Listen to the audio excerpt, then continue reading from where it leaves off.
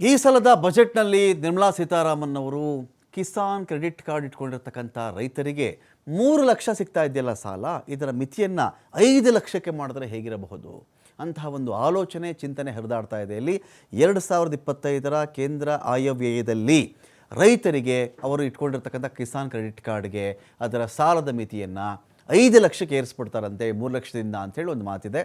ಈ ಬಜೆಟಲ್ಲೇ ಘೋಷಣೆ ಆಗುತ್ತಾ?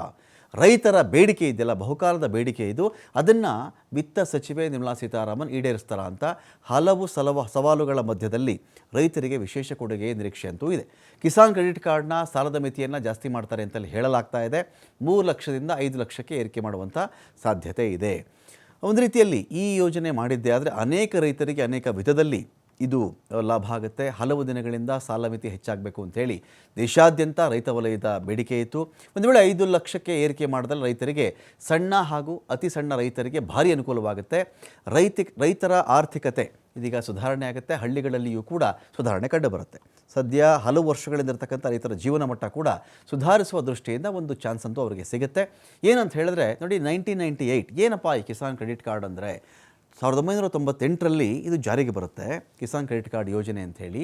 ಈ ಕಾರ್ಡ್ ಮೂಲಕ ಕೃಷಿ ಉದ್ದೇಶಗಳಿಗಾಗಿ ಸಕಾಲಿಕ ಸಾಕಷ್ಟು ಸಾಲವನ್ನು ಪಡ್ಕೊಳ್ಬಹುದು. ಕಿಸಾನ್ ಕ್ರೆಡಿಟ್ ಯೋಜನೆ ಅಡಿಯಲ್ಲಿ 9% ವಾರ್ಷಿಕ 9% ಬಡ್ಡಿ ಇದೆಯಲ್ಲಪ್ಪ, ಇದರ ದರದಲ್ಲಿ ರೈತರಿಗೆ ಸಾಲ ಸಿಗುತ್ತೆ.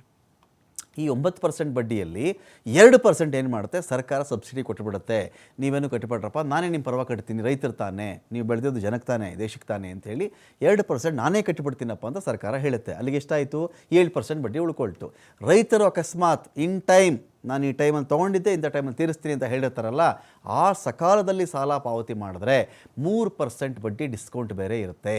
ಅಂತಿಮವಾಗಿ ರೈತರು ವಾರ್ಷಿಕ 1 ವರ್ಷಕ್ಕೆ 4%ಅಲ್ಲಿ ಬಡ್ಡಿ ಕಟ್ಟಿಬಿಟ್ರೆ ಸಾಕಾಗುತ್ತೆ. ಅಂದರೆ ಆ 4 ರೂಪಾಯಿಯನ್ನು, 1 ವರ್ಷಕ್ಕೆ 4 ರೂಪಾಯಿಯನ್ನು ನೀವು 12 ಭಾಗ ಮಾಡ್ಕೊಳ್ಳಿ, ಅಷ್ಟು ಮಾತ್ರ ನಿಮಗೆ ಬಡ್ಡಿ ಬಿತ್ತು 100 ರೂಪಾಯಿಗೆ ಅಂತ ಅರ್ಥ.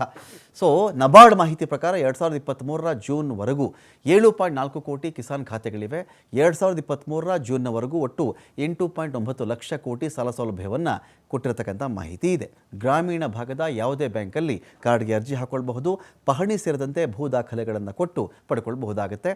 ಇಲ್ಲಿ ಗ್ರಾಮೀಣ ಭಾಗದ ಸರ್ಕಾರಿ, ಖಾಸಗಿ ಬ್ಯಾಂಕ್ಗಳು, ಸಣ್ಣ ಹಣಕಾಸು ಬ್ಯಾಂಕ್, ಪ್ರಾಥಮಿಕ ಕೃಷಿ ಸಹಕಾರಿ ಬ್ಯಾಂಕ್ಗಳಲ್ಲಿಯೂ ಕೂಡ ಸಾಲ ಸೌಲಭ್ಯ ಲಭ್ಯ ಇರುತ್ತೆ.